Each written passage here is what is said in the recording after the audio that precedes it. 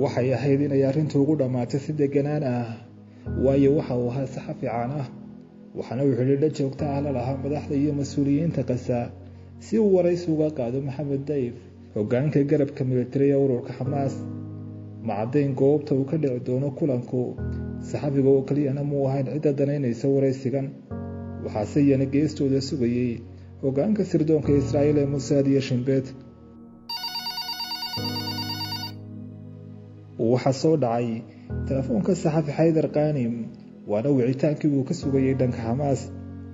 soo dhowow Ustaad Xaydarow, waxaa timid arrin degdeg ah oo baajisay waraysiga aad la yeelan lahayd Maxamed Dayf, taasi oo ka dhigan inaanad wax waraysi ah la yeelan doonin hadda iyo mar kale toona. waa fariinta loo sheegay kolkii uu qabtay telefoonka, waxaana intaasi loo raaciyey inuu iska ilaawo waraysi uu la yeesho Maxamed Dayf. Xaydar Qaanim oo warkani laba filaan ku noqday ayaa isku dayay inuu ogaado waxa ay tahay arrinta soo korodhay, isagoo leh waa maxay arrinta soo korodhay mudane, ha yeeshee jawaab muu helin. Xaydar Qaanim oo lacago badan kaga qaatay sirdoonka Yuhuudda xogka keenida goobta uu ku sugan yahay Maxamed Dayf ayaa markii uu ku hongoobay waraysigaasi waxa uu goostay inuu ugu bedelo abaalkaasi shaqooyin kale oo wax ku ool ah. tani waa hordhaca qayb yar oo ka mid ah sheekada badweynta ah ee xoogagaalka reer Falastiin ka soo wariyeen Xaydar Qaanim, kaasi oo sirdoonka Yuhuudda ku dhex beereen dadka reer Falastiin isagoo matali jiray door saxafinimo, balse ugu dambeyn waxa uu daatay oo gacanta ku soo dhigay waaxdii la dagaalanka basaasiinta shisheeye ee ururka Xamaas. halkani waa Somali Discovery, aniguna waxaan ahay Cabdifataax Xaaji Suudi ee ku soo dhawaada muuqaalkeena maanta.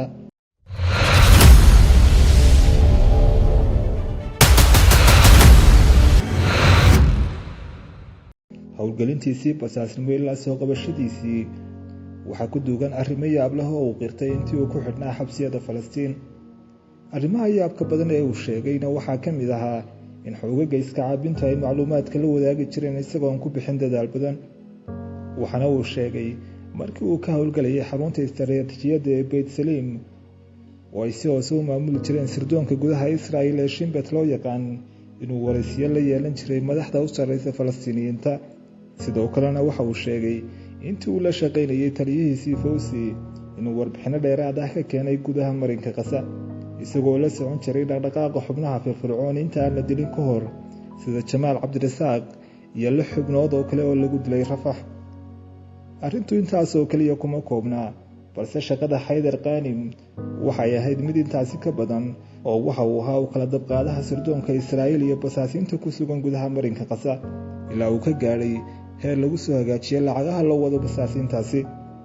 inkastoo sanadkii 2002 Xaydar Qaanim lagu dilay gudaha mid ka mid ah xabsiyada marinka Gaza, Israa'iil oo dhacdadan ka hadashay waxa ay ku sheegtay inuu ka mid ahaa dadka u walaaleeya xuquuqda aadanaha, isla markaana isagoo aan helin maxkamad cadaaladeed ay Falastiiniyiintu ku dileen jeelashooda.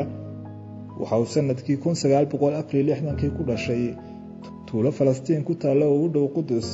waxa uu qoyskiisa ula qaxay Rafax dagaalkii Masar iyo Israa'iil kadib markii Israa'iil ay dagaalkaasi ku qabsatay tuuladii uu qoyskoodu deganaa.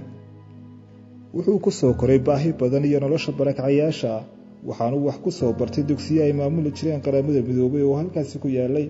kadib waxa uu ka baxay jaamacad Islaami ah sanadkii 1986.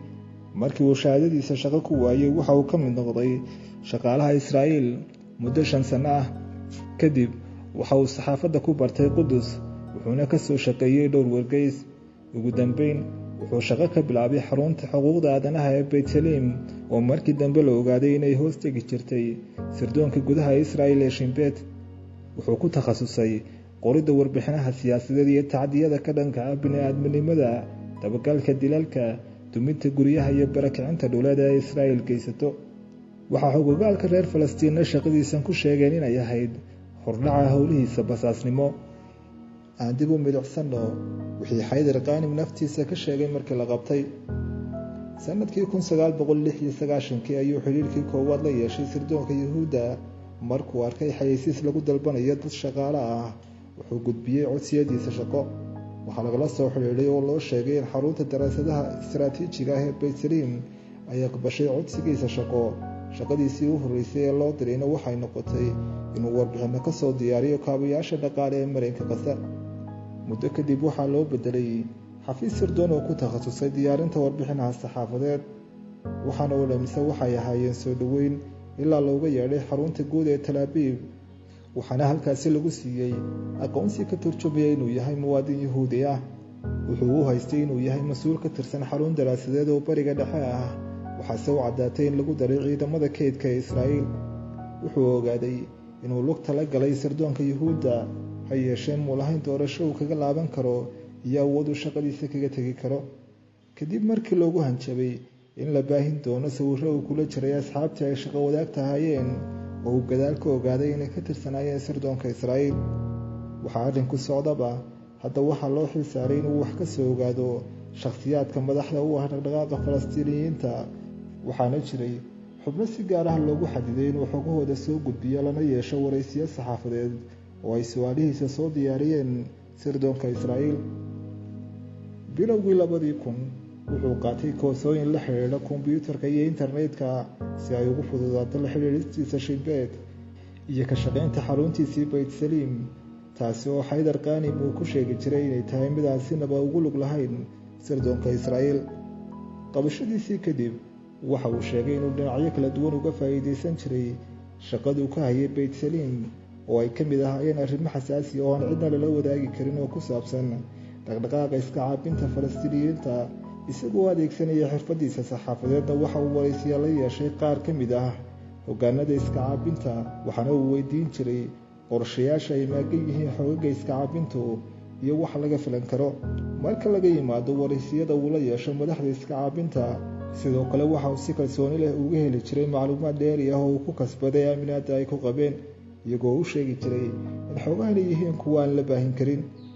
isaguna ma baahin jirin, balse waxa uu la wadaagi jiray madaxdiisii sirdoonka, kuwaasi oo ku buurin jiray inuu kulamo la yeesho xubnaha dabagalka lagu hayo ee Xamaas ka tirsan iyo Maxamed Dayf. Haydar Qanim waxa uu tafaxaytay inuu dabagal dheeraad ah ku bixiyo sidii uu xog uga keeni lahaa dadka loo xil saaray ee ka tirsan ururka Xamaas. geesta kale waxay shaqadiisa sirdoon sii laba jibaarantay bilowgii isu soo bixi ama intifaadadii 2 Sebtembar sanadkii 2000, waxaana shaqadiisu xilligaasi ahayd inuu soo gudbiyo magacyada dibadbaxayaasha hubaysan. waxaa dabagalka hawshan ay xiriir joogto ah ka lahaayeen basaaskii madaxda uu ahaa oo magaciisa lagu sheegay Fawzi, kaasi oo mas-uul ka ahaa bixinta ogolaanshaha isku socodka, deganaanshaha iyo dhammaan tababarada uu qaadanayo Haydar. sidoo kalena waxa uu ahaa ninka u xil saaran isku xidhka Shin Bet iyo Haydar Qanim. waxaa dhowr jeer oo ay ku kulmeen Tel Aviv iyo Qudus uu sheegay Haydar inuu yahay sirdoonka ugu muhiimsan ee Israa'iil u jooga marinka Gaza, isagoo guddoonsiiyey $10,000 una ballan qaaday lacago kale. Haydar Qanim waxaa madax looga dhigay basaas kale oo magaciisu ahaa David. Haydar markan waxa uu gudbay marxalad kale, waxaana uu noqday ninka u kala dab qaada Xamaas iyo Fatah. xogaha uu ka soo qaada Xamaas waxa uu gudbin jiray Fatah, halka taa beddelkeeda macluumaadka uu ka keeno dhanka Fatahna uu la gorfayn jiray Xamaas. ugu dambeyn waxa uu soo baxana waxa uu la wadaagi jiray sirdoonka Israa'iil. arrinta yaab kale ee uu sheegay Haydar Qanim ayaa ahayd in isagoo midkoodna weydiin fariimaha ay u dhiibayaan ay si iskooda dhambaaladan ugu dheebi jireen.